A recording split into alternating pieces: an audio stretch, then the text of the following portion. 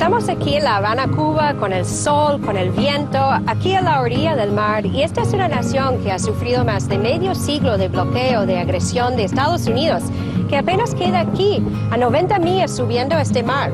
Y justamente donde se llega es el estado de Florida. Miami ha sido el centro de conspiración, de planificación y ejecución de acciones terroristas en contra de Cuba.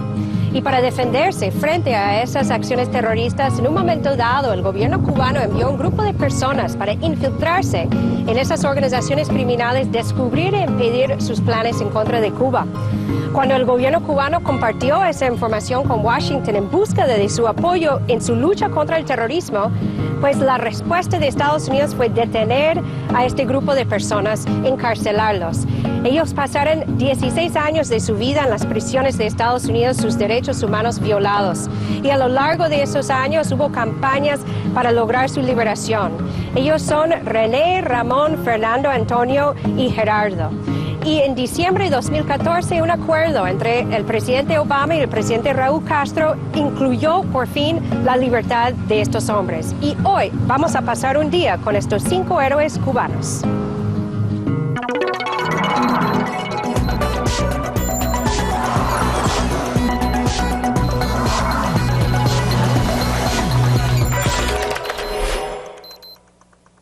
Ahora vamos a entrar a la oficina de René González a conversar con él un poquito sobre lo que ha sido, bueno, sus experiencias de vida y también lo que fue la experiencia dentro de los grupos, infiltrado en los grupos de estos criminales en Miami y luego todo lo que fue el periodo de su detención en Estados Unidos. Vamos. Buenas. ¿Qué tal? Compañera. Igualmente, bien, bien. Hola. ¿Qué tal? Un placer. Qué bueno que están. Bueno, gracias por recibirnos y ya están grabando, no sé si les molesta ya. Entonces, ¿No podemos sentar allá? Bueno, vamos a sentar a conversar un poquito. René González Severer logró infiltrarse en los grupos terroristas en Miami para descubrir sus planes contra Cuba. Detenido en 1998 y condenado en el 2001 a 15 años de prisión. Recibió la libertad condicional en el 2011 y tuvo que renunciar a su ciudadanía estadounidense en el 2013 para regresar a Cuba. Buenas. Aquí estábamos haciendo un trabajo con la documentación del caso. Teníamos algunas ideas para utilizarla en la lucha por los 5, ya no hace falta, pero bueno, la estamos ahora preparando porque queremos hacer una Wikipedia del caso. O sea, una enciclopedia online que las personas puedan entrar. Qué bueno. Todos esos son documentos legales del caso. Pero de allá. Sí. Increíble. Ese es un nivel de dedicación y compromiso bastante grande. No, ahora, yo creo que la historia esta nos compromete más, sobre todo con la gente, con los cubanos. Cuando sales a las calles y ves cómo te quieren. ¿Y cómo ha sido esa experiencia? No, tremendo. La gente te reconoce en la calle. Sí, claro, enseguida. Celebridad. Bueno, pero bueno, bien merecido. Es parte del cariño, ¿no? De la gente. Sí. Seguro que te quedó algún apego de alguna forma, habiendo nacido allá en Estados Unidos y crecido esos años que son muy formativos de niño. Claro, tus padres eran cubanos, pero de igual manera, ahí en esa cultura, se conoce esa cultura bien, supongo. ¿Qué sientes sobre eso en Estados Unidos y cómo has podido manejarlo? Yo creo que, bueno, la experiencia de haber vivido en los dos países probablemente te abre un poco más los horizontes, ¿no? Claro. Siempre encuentras que puedes ver algunas cosas allá interesantes. Yo creo que lo importante es no perder la visión de lo esencial cuando se trata del conflicto entre Estados Unidos y Cuba. A mí me parece primero que me ayudó mucho que el discurso del lado cubano nunca fue contra el país, contra Estados Unidos, nunca fue contra el pueblo americano, sino que fue un discurso contra el gobierno americano, contra los crímenes del imperio. Y yo diría el conflicto entre el gobierno norteamericano y el resto del mundo, porque ellos están en conflicto con todo el mundo. Ahora están declarando a Venezuela un peligro para Estados Unidos. Sí. Acaban de reimponer las sanciones a Irán en medio de unas negociaciones.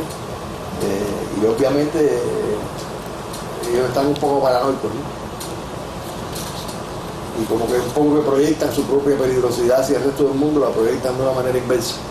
¿Estuviste en la presencia de Posada Carriles en algún momento? No, Posada No, porque él no estaba ahí en esa Estados época. Unidos. No. Cuando llego allá a Estados Unidos, que empiezo a infiltrarme en la organización terrorista, en razón de mi profesión de piloto, yo me había acercado a un grupo que se llamaba la CUPA, que era Cuban Pilot American Association. Y a través de la CUPA, conversando yo un día con el jefe de la CUPA, él me invita a la fundación de Hermanos al Rescate. Y bueno, si mal no recuerdo, fue en mayo del 91. Y fuimos para allá, y bueno, ahí fue donde ya empecé a conocer directamente a todo ese elemento, ¿no? Que habían pertenecido a los días de infiltración de la CIA en los años 60. Y cuando yo entro, y algunas personas me conocían, bueno, este es el hombre que se robó un avión hace 3 meses, que me había ido en diciembre del 90. Y saludo a algunas personas que ya conocía, y de pronto alguien me dice, mira, te presento a Félix Rodríguez, el que mató al Che. Para mí fue un estremecimiento, así que... Así lo presentaban, además. ¿Sí? Decían eso, el que mató al Che. Sí. Y yo todavía lo cuento y me parece increíble. Yo le di la mano, no me digas que tú eres el hombre. Y por dentro yo estaba así como que conmovido, ¿no? Pero te repito, yo creo que es el deber, el sentido del deber, tienes que hacerlo. Tú sabes que de eso depende en vidas humanas, depende inclusive de la propia continuidad de la revolución, de la soberanía de Cuba. Luego, conocer lo que le esperaría a Cuba si esas personas vienen y recuperan lo que era de ellos, me parece importante, porque yo lo viví, vi de lo que son capaces de hacer, vi cómo piensan, vi su desprecio por la vida humana, su desprecio por los demás, vi su egoísmo, vi su resentimiento, vi sus deseos de que Estados Unidos cayera sobre Cuba. Y todo eso fortalece esas convicciones que durante toda tu vida tú has ido armando. ¿Cuántos atentados o acciones creen que ustedes lograron impedir con ese trabajo durante todos esos años allá? Eso es difícil de contabilizar. Claro. Yo recuerdo que nosotros desmantelamos 2 grupos, porque eran grupos que se dedicaban al narcotráfico, además del terrorismo. El primero fue el PUN, el Partido Unidad Nacional Democrática. Ellos tenían un mecenas que era el que les proveía dinero, que era dinero del narcotráfico. Y ellos quisieron enrolarnos a nosotros en una operación de narcotráfico, le pasamos la información al FBI. Y bueno, el FBI lo apresó y el grupo se disolvió prácticamente. Y después hubo otro grupo parecido, que inclusive eran un desprendimiento del PUN, que se llamaba Comando de Liberación Unido, que tenía un campamento de entrenamiento en Nueva York, ahí en el estado oeste, que también estaban envueltos en el narcotráfico. También le pasamos la información al FBI y lo desmantelaron. ¿Cómo lo pasaban? ¿A través de aquí, de La Habana? No, en ese caso lo hice yo personalmente las 2 veces. Se me orientó que... ¿Te acercaste a la FBI? ¿Y ellos no sospechaban, no preguntaban? No, en ese momento yo todavía no sospechaba nada. Y esos años allá encarcelados en Estados Unidos, obviamente no es una buena experiencia de haber tenido, pero ¿qué aprendiste de ese periodo en la cárcel en Estados Unidos? ¿Qué viste? Ellos trataron en un principio de hacernos el mayor daño posible. Nos pusieron en solitaria, nos pusieron en el hueco por 1 año y medio, condiciones de castigo. Nos impidieron prácticamente que nos preparáramos para el juicio. Trataron de maltratarnos lo más que pudieron. Pero al final no lo lograron. Y en la medida en que nosotros nos fuimos relacionando con la población carcelaria, nos dimos cuenta de que si tú asumes la actitud correcta, llega un momento en que la gente te respeta, la gente te trata bien. Y realmente ninguno de los 5 tuvimos grandes problemas. O sea, más allá del intento de ellos de quebrarnos, de maltratarnos en el hueco, que lo pudieras visitar, usted sabe que hay una réplica aquí en el Palacio de Bellas Artes. ¿De qué? Hay una réplica del hueco, de la cárcel de la celda de Castillo. ¿Ah, sí? Ah, no sabía. Bueno, ya lo saben. Vamos a verlo. La puede visitar. Claro. Hemos venido hasta el Museo de Bellas Artes aquí en La Habana, donde tienen una exposición de lo que ha sido el hueco donde los 5 héroes cubanos fueran puestos durante 17 meses y 30 días más. Entonces vamos a revivir todo este proceso, lo que ellos vivieron en las cárceles de Estados Unidos. Comenzamos.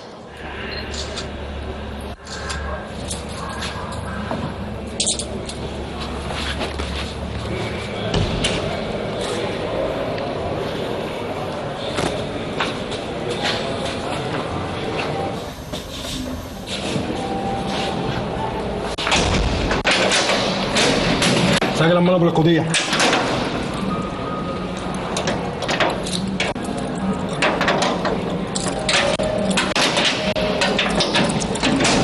Bueno, estoy dentro de un hueco como el que pasarán 17 meses y luego 30 días más. Ramón, Fernando, Gerardo, René y Antonio.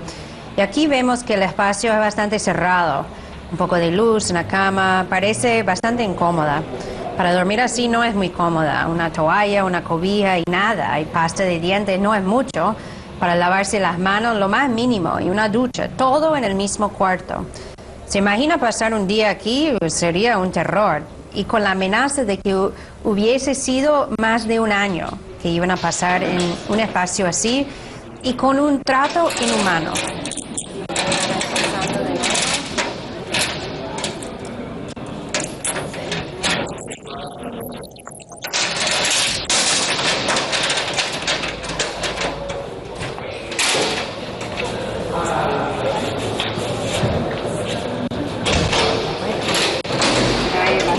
Encadenada.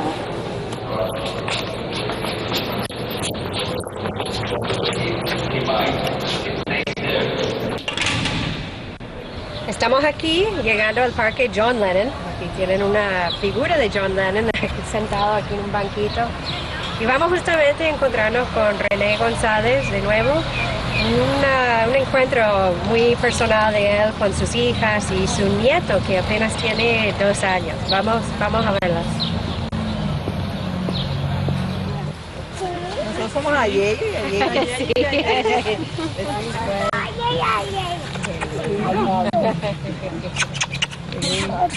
Y ahora vemos aquí en el parque, primero la tranquilidad que se siente ya René con su familia y como él mismo había comentado que si hubiese cumplido con lo que le habían impuesto en Estados Unidos, no hubiese estado estos años con su nieto que ya tiene 2 años y ha podido ser abuelo durante este tiempo. Ya esta es una familia que ha sido unificada de nuevo, que pasaron cosas terribles, inimaginables, no solamente el encarcelamiento de René esos años, allá 13 años en Estados Unidos, pero lo que pasaron antes, con todo lo que fue un tiempo de engaño, de sentirse ya decepcionado, o sea, a nivel de familia, los secretos, cosas que fueran sumamente difíciles para superar, pero aquí están y vemos ese nivel de felicidad, de alegría.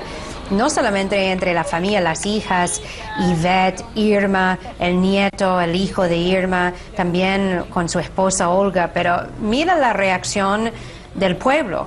El pueblo cubano, incluso otros que lo han reconocido, que han querido abrazarlo, que han querido tomar fotos con él, acercarse a él, porque lo ven como un héroe, porque es un verdadero héroe para este pueblo cubano y para muchos alrededor del mundo. Se sacrificó su libertad, este tiempo tan especial con su familia, para defender a su patria y para defender a su pueblo de agresiones, de actos terroristas. Y ahora vamos a la vuelta. Precioso país, seguro. ¿Habían venido antes? No, para hace 10 años. Yo vengo hace 10 años. Sí. La primera vez que venía a venir. Cuba es otra cosa. Ciertamente. Estamos tratando de defender esa sección. Sí. Cuando vio cómo ese niño salió corriendo, mamá, en segundo grado. En segundo grado. Sí, dale, una cosa para mandarte la papi, corre. Vas a tener que cargarlo.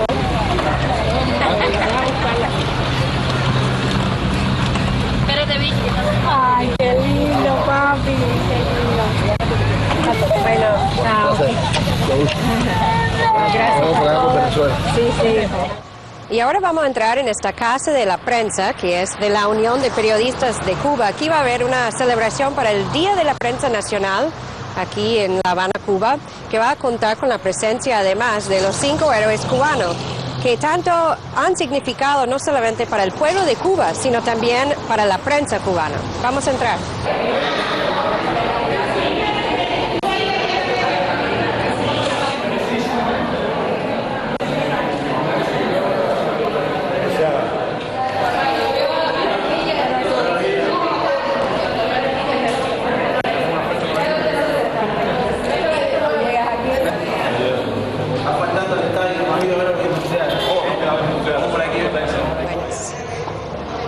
Hola, ¿qué tal? Buenos días, ¿cómo están? Años, sí. Toda la noche las mujeres gritando, pero parece que le pasaba algo, sí. No, creo que debemos empezar con unas palabras necesarias de los 5 para Venezuela. Y quiero nuevamente, de forma oficial, y aquí utilizando todos los medios cubanos e internacionales, gracias a la compañera Boris que está con nosotros hoy, trasladarle al pueblo de Venezuela, al gobierno de Venezuela, nuestro apoyo, nuestra fidelidad en estos momentos tan difíciles que vive la patria de Bolívar. Y recordar que Bolívar es también América, y es Cuba y es el Caribe. Así que en este momento, unas palabras simples pero profundas por Venezuela. Estamos con ustedes. ¡Viva Chávez! ¡Viva! ¡Viva la Revolución Bolivariana! ¡Viva! Que cuente siempre con los 5, con la patria de Martí, que cuente siempre con nosotros para lo que haga falta y sea menester en bien de Venezuela. Así que para Venezuela, nuestro primer mensaje, a nombre de los 5, y a nombre de todo el periodismo cubano y a nombre del pueblo de Cuba, me tomo la licencia de decirle al gobierno cubano. Muchas gracias. Ahora, Tony puede hablar. A ver, espera, antes que todo, ¿querían decir algo más antes de eso? No, era eso, era respaldar de la manera más enérgica posible la declaración de la OPEC leída por el compañero Marrero. Pienso que suenan los tambores de guerra contra nuestros pueblos una vez más, y es conocido que desde el punto de vista del imperio nosotros somos los corderitos que nos hemos separado del rebaño, y eso, por si alguien lo duda o lo dudaba, nunca nos lo van a perdonar. No importa cuántos aires se respiren de nuevos o de nuevas intenciones o de nuevas relaciones, siempre estará presente esa visión del imperio de que cuando un corderito desde su punto de vista se aparta del rebaño hay que forzarlo a que se sume, ¿no? Y eso es lo que está ocurriendo.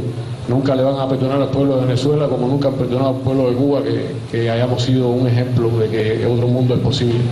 Y entonces, para los venezolanos y para su gobierno, para su pueblo y para todos los pueblos de Latinoamérica, reafirmamos una vez más nuestra solidaridad y, como decía nuestro hermano Ramón, que pueden contar con nosotros.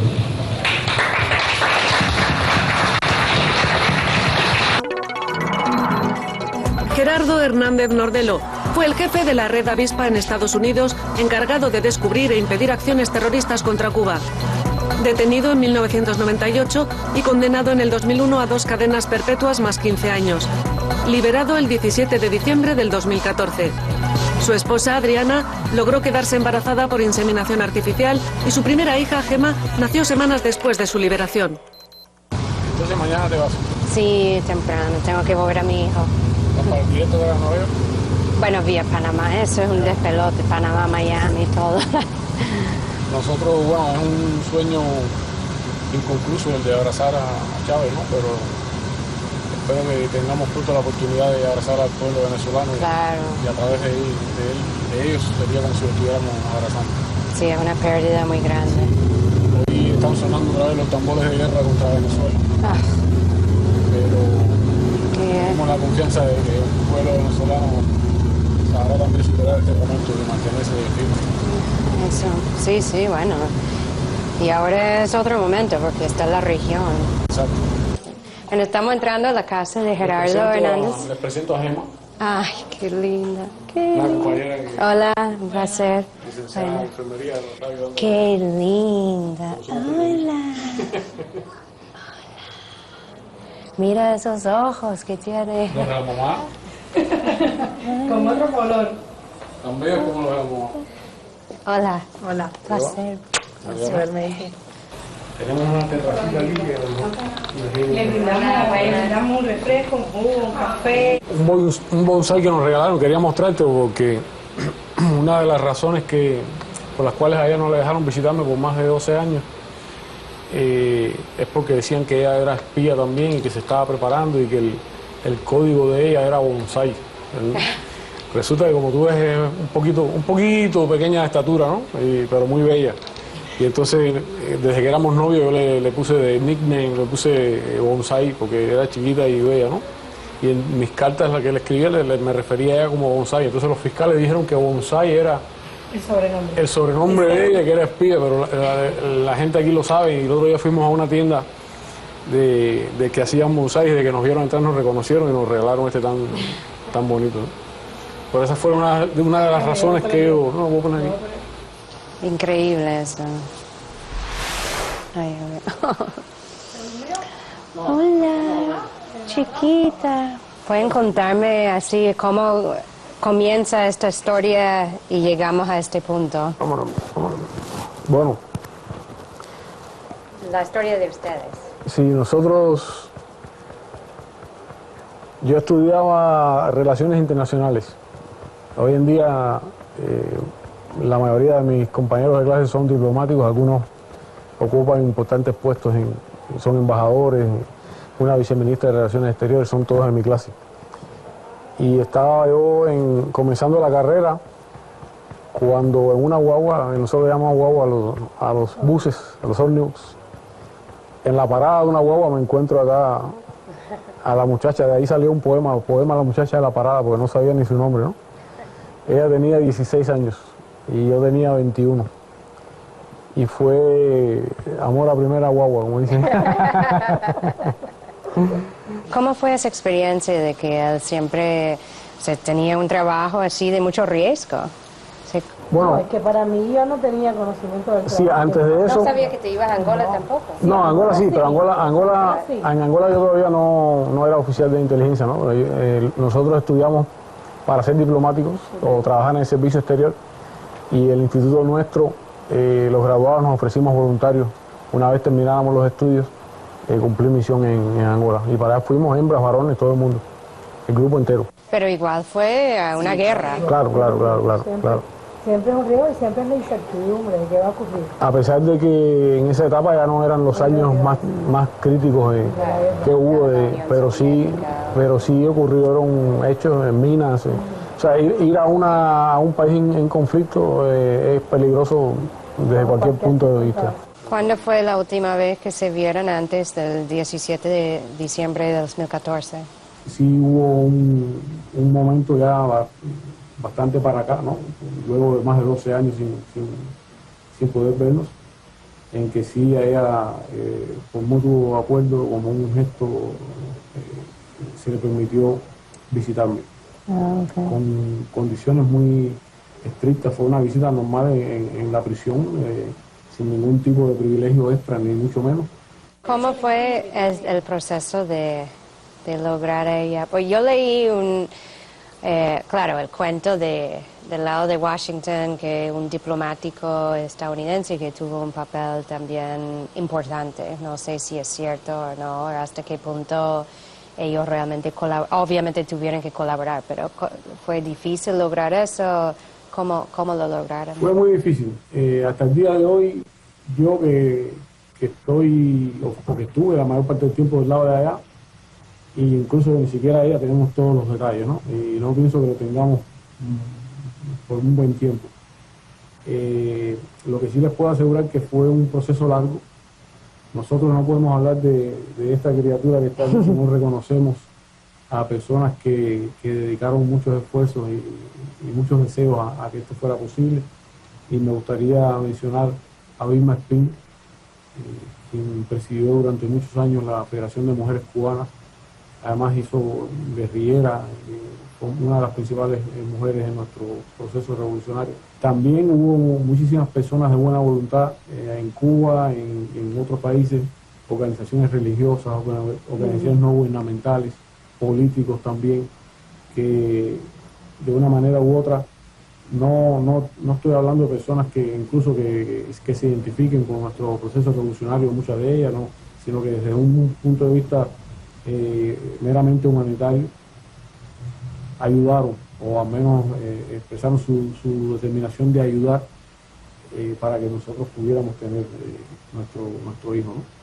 Claro, hay personas que una vez que conocían de la injusticia cometida contra los 5, no solo se indignaban, sino que también se preocupaban por el hecho de que, bueno, es esa injusticia contra esos 5, pero es también esta otra injusticia, en el caso específico de ellos, es que esta mujer está pasando ya su reloj biológico, está llegando al final y no ha tenido todavía un hijo, ¿no? Y como parte de todo ese proceso, también ocupó un papel relevante. Usted mencionaba al diplomático en Estados Unidos que hizo algunas declaraciones y efectivamente ocupó un papel importante el senador Patrick Leahy. ¿Se pronuncia Leahy o Leahy? No sé si Leahy. Bueno, como quiera. Y su esposa, en un momento determinado, Leahy. En un momento determinado, Adriana tuvo la oportunidad de reunirse con ellos, de pedir, solicitar su ayuda. Y ellos se comprometieron en hacer todo lo posible para ayudarnos y ayudar. En aquellos tiempos escribo algo que se llamaba Carta a los hijos que están por nacer. Y era prácticamente un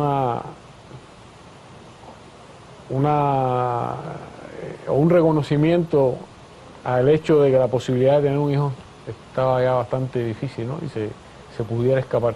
Sin embargo, al mismo tiempo, en ese poema o escrito, por así llamarlo, se plasmaba la esperanza de que ese momento llegara, ¿no? Eso fue en el 2001, febrero del 2001.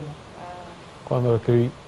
Y hoy en día, muchas personas nos recuerdan. Dicen, oye, cuando se dio a conocer la noticia, muchas personas lo primero que nos recordaron fue, ahora va a haber alguien que va a leer la carta a tus hijos que están por nacer. Y a nuestros hijos que están por nacer. Sí.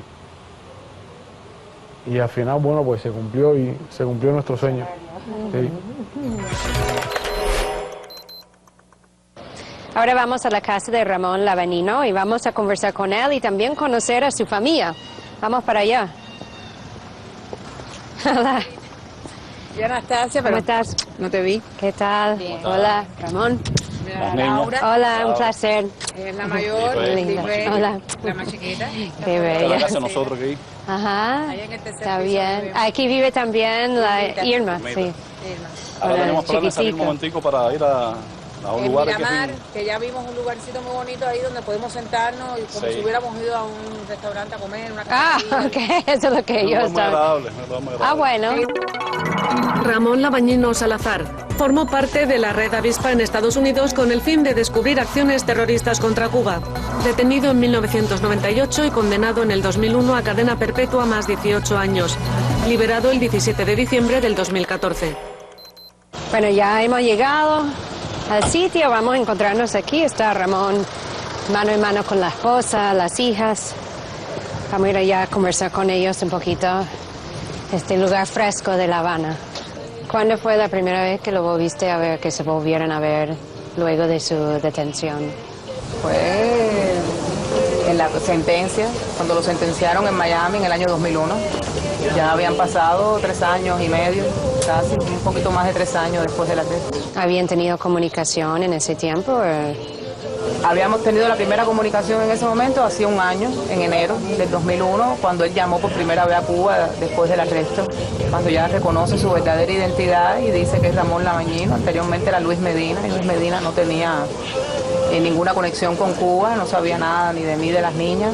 Y volvimos a hablar en enero y en diciembre fue que nos pudimos reencontrar. Y las niñas fueron después, las niñas fueron en abril del 2002. Al año siguiente ella tenía, cuando ella conoció a su papá tenía 5 años y Laura tenía, bueno, cuando se lo volvió a ver, tenía 9. Yo lo que quería decirte que en realidad en esta historia nuestra las verdaderas heroínas son ellas. Porque nosotros hicimos un día tomamos la decisión de dar un paso adelante, ¿no? Defender la revolución en las circunstancias especiales. Nosotros sabíamos a qué riesgos corríamos. Nosotros sabíamos responsablemente que podíamos hasta perder la vida en la misión, ¿no? Pero nosotros no contamos con ella, no le pedimos permiso a ella para hacerlo. O sea, parte del trabajo era tomar una decisión que podía costarnos la familia, que hubiera costado el divorcio, nos hubiera costado muy caro, el costo humano hubiera sido mucho peor, ¿no? La verdadera heroína es ella, y las niñas incluso, que han sufrido todo este proceso, cosas que han pasado. Yo no he estado presente en la vida de ella durante toda la educación, y yo por eso les pido disculpas y les pido que comprendan a su padre. Cuando su padre les pide algo, es por algo. Yo nunca le voy a pedir nada a mis hijas que no sea... Yo soy incapaz de interrumpir su cotidianidad para una cosa banal. Cuando le pido algo a las niñas, por algo importante. Quería decirte que en ese momento lo más difícil en esos años no fue la crianza sola de las niñas. Eso es duro. Madre soltera casi era, ¿no? Porque él nunca estaba. Era la incomunicación que teníamos, porque cuando no estaba preso, que estaba en ese trabajo, no podía llamar por teléfono, no podía escribir. Las cartas llegaban cada 6 meses, 7 meses. Se recibió una carta. Quizás en el tiempo que él estaba afuera yo recibía 2 cartas. Y 2 cartas que apenas hablaban, ¿no? No contaba mucho porque no podía contar mucho su trabajo. Sí. Entonces, esa etapa fue muy difícil, ¿no? Porque también era un momento muy difícil aquí en Cuba, de situación económica, donde se necesita el apoyo de la familia. Y si duro fue esa crianza de las niñas, que prácticamente se han hecho mujeres sin tenerlo él cerca y sin conocer a su papá, tener que asumir esa ausencia y tratar de suplirla era muy difícil. ¿Tú crees que durante estos años y ahora viendo Cuba cómo ha cambiado algo en este tiempo, tiene aún ese nivel de resistencia para enfrentar lo que va a ser esta próxima etapa con Estados Unidos, que ahora va a estar más cerca porque van a venir y van a intentar así lograr su objetivo a través de diferentes mecanismos? Exacto. Yo creo que sí, yo creo que Cuba tiene una herencia importante de resistencia, ¿no? Durante todo este tiempo. Y la esencia está en que nuestro pueblo es profundamente revolucionario. O sea, la revolución cubana no se mantiene en el poder solamente porque es fidelista, sino porque cree en el proceso revolucionario y cree en la revolución. Yo ahora mismo voy a salir a la calle y preguntarle a cada cubano si ellos quieren perder el sistema social nuestro que tenemos hoy en día, y todo el mundo te va a decir que no. Nosotros queremos mejorar nuestro sistema social, porque ¿qué país en el mundo, qué pueblo en el mundo va a querer perder los avances que tenemos nosotros? Educación gratis. Tienen que estar locos para decir que no. Mantener educación gratis, tener salud gratis, tener toda la tranquilidad que te digo, tener el seguro social, eso nadie lo quiere perder. Lo que nosotros queremos es mejorar nuestro socialismo. Sea cual fueran las intenciones de Estados Unidos, que obviamente va a ser de subvertir el sistema, nuestro pueblo, no te voy a decir 100%, pero en su inmensa mayoría, apoya el proceso revolucionario. Por eso es que Cuba no se ha caído, no solamente por Fidel, no solamente por Raúl, no solamente por el liderazgo histórico de la revolución, sino porque el socialismo cubano es un socialismo popular. Es un socialismo que le aceptan las masas del pueblo, que el pueblo reconoce que no queremos perder lo que hemos logrado, queremos mejorar, pero no quitar lo que tenemos. Nosotros no queremos regresar a antes de 1959, porque Cuba también pasó por la experiencia de ser un país capitalista. Cuba fue neocolonia desde 1898 hasta 1959, 62 años de capitalismo. Cuba sabe lo que es capitalismo. Y Cuba sabe lo que es el capitalismo para un tercer mundo, para un país del tercer mundo, como es Haití, como es África. Porque uno habla de capitalismo y piensa en Estados Unidos, pero no, hay que pensar que el capitalismo, para los países pobres como nosotros, que no tienen recursos naturales, que no tienen prácticamente infraestructura, que no tiene el futuro que nos espera un capitalismo aquí es un futuro devastador. Sí, va a haber una cúpula que va a vivir bien, pero el resto. Entonces va a hacer falta otra revolución social, otra revolución cubana. Y ahora vamos a entrar en este bellísimo edificio que es el Instituto Cubano de la Amistad con los Pueblos. Aquí tiene la oficina Fernando González, uno de los 5 héroes cubanos, y vamos a conversar con él justamente en su día de trabajo. Entramos. Fernando. Hola, ¿cómo estás? Qué bueno, qué bueno. Encantado de conocerte, me he leído muchas de tus cosas. Estando en la prisión nos llegaban los materiales. Claro, y siempre una fuente de información importante, sobre todo los temas de Venezuela. Claro, para mí es un inmenso honor. Fernando González Yort Formó parte de la red avispa en Estados Unidos con el fin de descubrir acciones terroristas contra Cuba. Detenido en 1998 y condenado en el 2001 a 19 años de prisión. Liberado el 27 de febrero del 2014. Bueno, en primer lugar, para entender, si puedes contar un poco, nosotros han explicado cuál era su papel, como René estuvo bastante infiltrado ahí en los grupos terroristas, Gerardo, Ramón estaban más operativos enviando la información, recolectándolo y como enlaces para hacerlo llegar aquí. Y tú, que estabas también metido con los grupos directamente. Bueno, mi función era similar a la de Gerardo y la de Ramón. Yo personalmente no estaba involucrado con los grupos de manera personal, directa. Mi papel era más bien trabajar con aquellas personas que estaban físicamente conviviendo, viviendo, participando de esas actividades y mi función era, bueno, pues recolectar esa información, procesarla. Que han habido muchas historias que obviamente han salido a la luz pública a lo largo de estos años de Guerra Fría. Sí. Ya se habla de radio onda corta, los mensajes cifrados, los drops, o sea, era simplemente para también entender el trabajo, porque igual como uno piensa que ese trabajo es así, que la persona tiene una vida de lujo, piensan que es todo así glamoroso y así, pero en realidad es un trabajo de mucha paciencia y disciplina y poco glamour, o sea, no es muy romántico. No. Y bueno, pues te puedo poner el ejemplo de cuando se empieza a presentar evidencia por parte de los fiscales en el juicio nuestro, que ellos empiezan a hablar en dependencia de las informaciones que habían obtenido a partir de las cosas que ocuparon y, ¿no?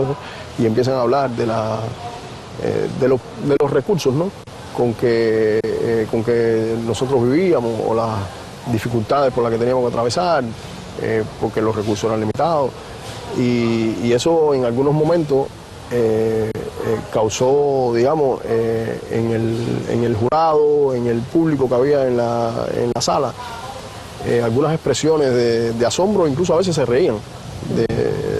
Porque no esperaban eso. Claro, porque todo el mundo llegaba ahí a esperar escuchar de una vida glamorosa, de participa en esto y asiste a no sé qué, y realmente no era así. Claro. ¿Sí? Vamos, y si quieres nos sentamos para no mantenerte. No, yo puedo estar de pie.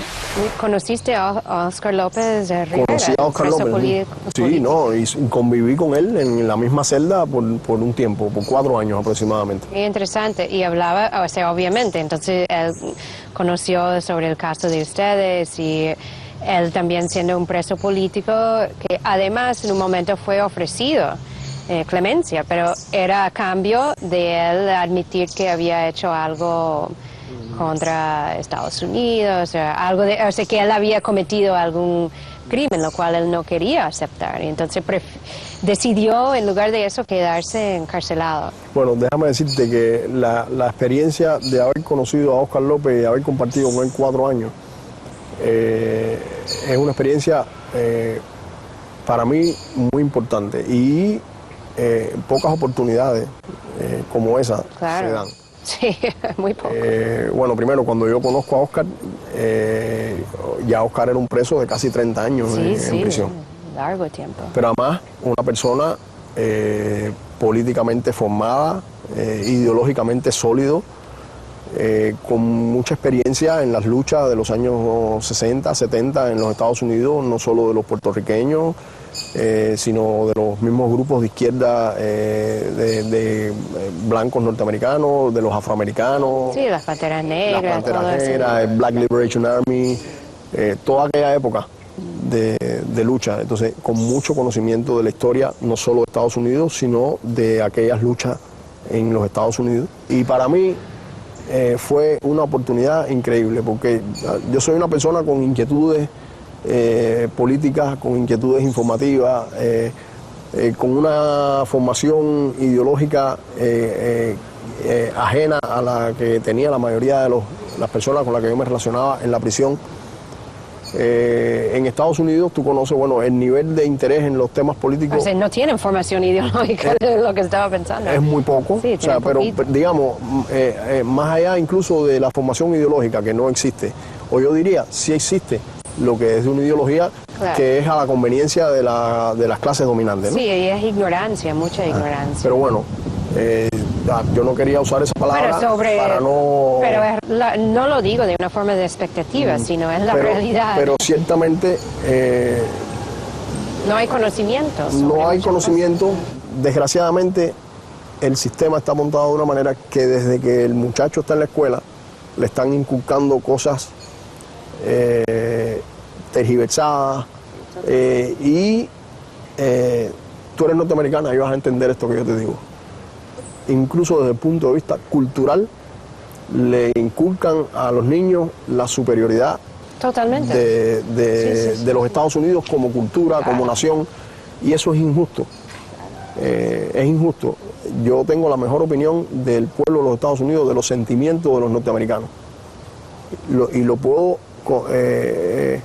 lo viví con las personas que se relacionaron conmigo desde fuera de la prisión, incluso algunos de los que conocí en la prisión, por cosas que hicieron por mi familia, personas que no tienen nada de conciencia política, sencillamente por razones humanitarias, acogían a mi familia cuando iban de visita, las ayudaban y las apoyaban. Pero desgraciadamente es un pueblo muy mal informado. Totalmente. Y por tanto manipulable para fines que no son ni siquiera en interés de ellos mismos, pero se los venden. Y son muy hábiles los medios de comunicación y los políticos en Estados Unidos para vender una cosa como que es en beneficio del pueblo de los Estados Unidos cuando no lo es. René me dio este libro que también te pido que me firme. A ver, ¿tiene y un bolígrafo? tengo que buscar un bolígrafo, ¿tiene? Y después pensé, hubiese traído mi libro para ustedes. Voy a buscar la fórmula de hacerles llegar un libro mío. Y ahora vamos a entrar en el Centro de Prensa Internacional aquí en Vedado para encontrarnos con Antonio Guerrero. Vamos. Yo no sé dónde es. ¿Tú no sabes dónde es? El ICRT son 2 cuadras para allá, recto. Yo sé dónde es. Yo sí sé dónde es. Aquí en Vedado, yo tenía una novia. Mira, cuando yo era estudiante tenía una novia que vivía. Mi hermana trabajaba en ese edificio que era comercio exterior. Ajá. Antonio Guerrero Rodríguez se infiltró en la base militar de Boca Chica, Florida, para descubrir complots contra Cuba. Detenido en 1998 y condenado en el 2001 a cadena perpetua, más 10 años. Liberado el 17 de diciembre del 2014. La novia mía de la escuela, cuando estaba en el preuniversitario, yo estaba en la escuela Lenin. Ahí tú doblas y queda una calle que se llama Infanta, ¿no? Ajá. Y hay un edificio, cuando termina este edificio de comercio exterior, hay un edificio ahí. Ahí vivía la novia mía. Ajá. Por 2 años, cuando yo era jovencito. Entonces siempre venía aquí con ella. Esta era la zona de... Ella no iba para la zona mía porque en la zona mía no había nada. Yo vivía en un barrio que no había la misma vida que había aquí en el Vedado, ¿no? Que siempre ha sido... ¿Tú conoces el Vedado ya un poquito? Bastante. Ya las veces que he venido me he quedado mucho por acá. Sí. ¿Cuántas veces has venido a Cuba? Muchas. Muchas veces. Sí, porque yo edité 2 libros aquí, El Código Chávez, mi primero, y ¿Verdad que sí? Y el segundo, Bush versus Chávez, entonces estuve un tiempo trabajando aquí. Y bueno, muchas veces vine con Chávez. Sí. Y sí, ya otras actividades, las ferias del libro. La feria del libro, tremendo acontecimiento. Muchas cosas. Ahí donde vamos a ir ahora, que es donde está Radio Rebelde. Primero le llamaban la hora de los 5, era 1 hora. Después, cuando ya pudimos establecer una conexión, se extendió a 1 hora y media. Increíblemente yo en Colorado, en Florence, Colorado, un día me di cuenta que podía escuchar ese programa. Estaban poniéndoselo a Ramón, que estaba más cerca, que le llegaba la onda. Y en una ventanita yo buscaba, el horario ese yo buscaba, y sentí y escuché que era la estación de Cuba. Después conseguí un radiecito que podía coger Radio Habana, Cuba. Y entonces, ¿lo tenía en la celda? Sí, no, era un radiecito de un preso. De un preso. De otro preso, un preso dominicano, que él le había hecho una cosita ahí, un arreglo ahí, y podía coger onda corta. Los presos son ingeniosos, los más ingeniosos que hay en el mundo. Se ve muy mal por el viento. Sí, vamos a ver. Aquí hay una cabina, por aquí está, ¿no? Esta es la cabina principal. Esta es la cabina Bueno, desde donde... Vamos a hacer un programa de radio. Desde donde... Esta es la cabina. Vladimir, estamos ganando el Barcelona. ¿La interrumpimos aquí? ¿No estamos interrumpiendo? No, ¿verdad? Río, No. ¿Qué tal? Hermano, ¿cómo andamos? ¿Cómo andamos? Bien, bien, bien, bien, bien. ¿Todo bien? Sí, todo está bien. Esta cabina es el programa que te hablaba, La Luz en lo Oscuro. También, Pedro, vamos ahora. ¿Estamos jugando? No, En vivo. ¿En vivo?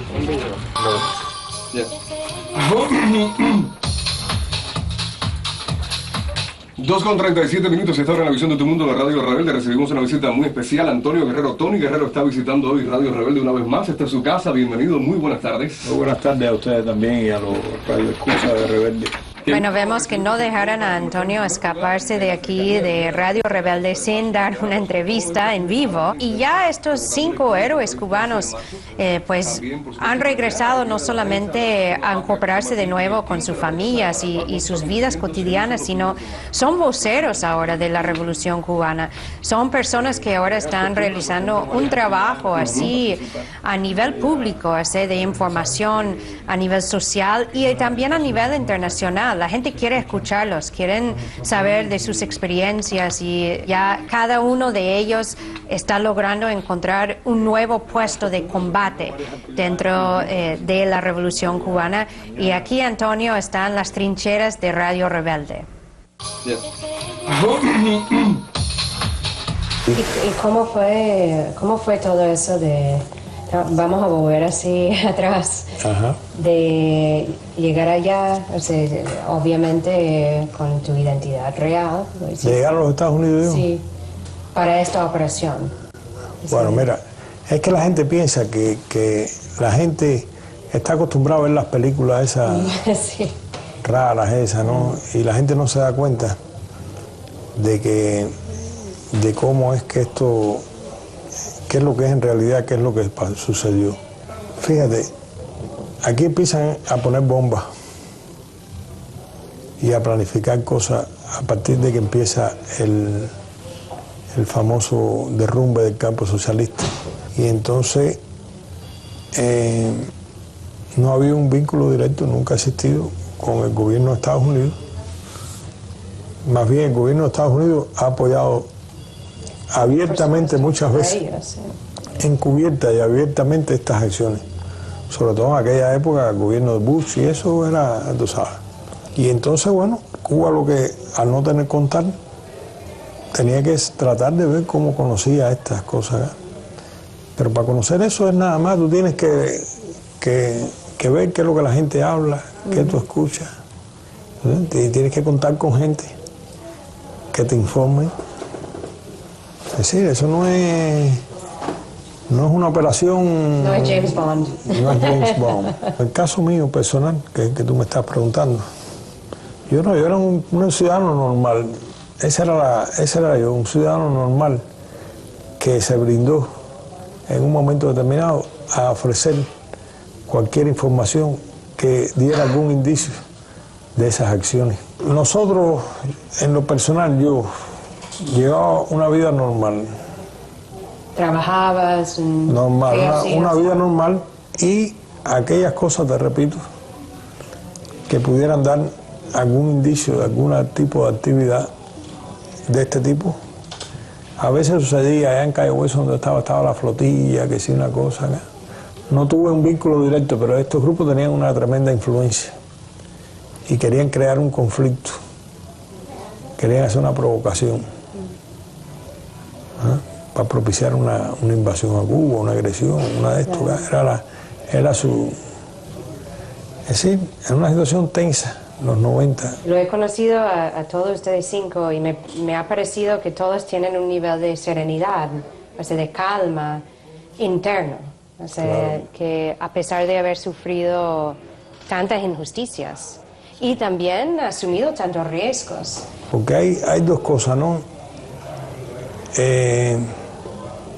Nosotros nunca hicimos daño a nadie, ¿no? Pero después que viene toda esta historia, que empezamos a conocer todo lo que se estaba tramando y hasta el punto que nos llevaron a una penitenciaría, sentencia de vida que teníamos los tres y eso, jamás yo albergué adentro de mí un sentimiento de odio hacia nadie. Jamás. Yo nunca, es más, yo te aseguro a ti, yo nunca he sido capaz de odiar a nadie. Hay que valorar las cosas, ¿no? Y ponerle un punto justo. Pero yo pienso que se hace más daño a sí mismo quien es injusto contigo que el daño que te hace la injusticia a ti. Sí, vamos a concluir, pero me gustaría pedirte un favor antes de que apaguen las cámaras, si pueden aguantar esto está así. Sí. ¿Me puedes recitar algún poema tuyo? ¿Un poema mío? Ajá. Yo escribí: regresaré y le diré a la vida, he vuelto para ser tu confidente. De norte a sur le entregaré a la gente la parte del amor en mí escondida. Regaré la alegría desmedida de quien sabe reír humildemente. De este a oeste levantaré la frente con la bondad de siempre prometida. Por donde pasó el viento crudo y fuerte, iré a buscar las hojas del camino y agruparé sus sueños de tal suerte que no puedan volar en torbellino. Cantaré mis canciones al destino y con mi voz haré temblar la muerte.